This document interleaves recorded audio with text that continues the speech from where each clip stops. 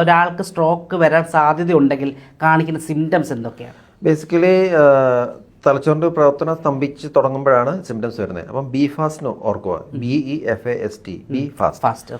B എന്ന് വെച്ചാൽ നമ്മുടെ ബാലൻസ്. ഒരാൾ ജോലി ചെയ്യുന്നു അല്ലെങ്കിൽ എന്തെങ്കിലും പെട്ടെന്ന് കാര്യത്തിനിടയിൽ പെട്ടെന്ന് ഇങ്ങനെ ആട്ടം തുടങ്ങി, പെട്ടെന്ന് സഡനായിട്ട് ഇങ്ങനെ ആട്ടം വരുന്നു, നിൽക്കാൻ പറ്റും, ബാലൻസ് കിട്ടുന്നില്ല, അങ്ങനെ ഒരു സംഭവം വരുവാണെങ്കിൽ അതൊരു സിംറ്റം.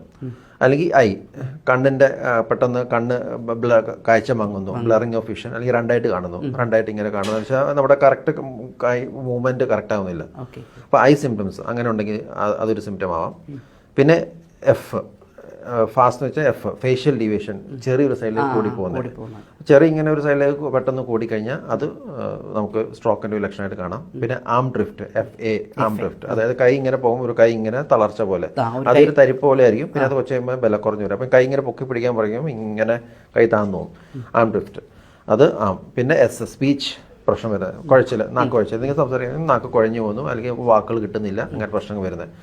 പിന്നെ ടൈം, ഇതൊക്കെ പെട്ടെന്ന് വരണം. ചിലവർക്കൊക്കെ കുറേ നാളത്തേക്ക് വെറുതെ കഴുത്തിൻ്റെ സ്പോണ്ടൈറ്റിസ് ആണ്, ചിലപ്പോൾ ഈ കൈ തരിപ്പൊക്കെ വരും, അതൊരു സ്ട്രോക്ക് എന്ന് പറയാൻ പറ്റില്ല. ഇതെല്ലാം ഈ സിംറ്റംസ്, അതായത് ബി ഫാസ്റ്റ് എന്ന് പറഞ്ഞ സിംറ്റംസ് പെട്ടെന്ന് വരുമ്പം അതിനെ നമ്മൾ സ്ട്രോക്കായിട്ട് കാണണം. സ്ട്രോക്കിന് പ്രത്യേകത വെച്ച് കഴിഞ്ഞാൽ അത് ബ്ലോക്കായി കഴിഞ്ഞാൽ അതിൻ്റെ അർത്ഥം ആ തലച്ചോറിൻ്റെ ആ ഞരമ്പുകൾ ഇങ്ങനെ ഡാമേജ് ആയിക്കൊണ്ടിരിക്കുക എന്നുള്ളതാണ്. അപ്പോൾ കൂടുതൽ ബ്ലോക്കായി ഇരുന്ന് കഴിഞ്ഞാൽ കൂടുതൽ ഞരമ്പുകൾ ഇങ്ങനെ ഡാമേജ് ആയിക്കൊണ്ടിരിക്കും. അപ്പോൾ നമുക്ക് 1 മണിക്കൂർ ട്രീറ്റ്മെൻറ്റ് ഡിലേ ചെയ്താൽ മതി, നമ്മുടെ റിക്കവറി ചിലപ്പോൾ 1 വർഷം 2 വർഷം വരെ നീണ്ടുപോകും. അത്രയും ഫാസ്റ്റായിട്ടാണ് ഞരമ്പുകൾ ഡാമേജ് ആവുന്നത് ഈ രക്തോട്ടം സ്തംഭിക്കുമ്പോൾ.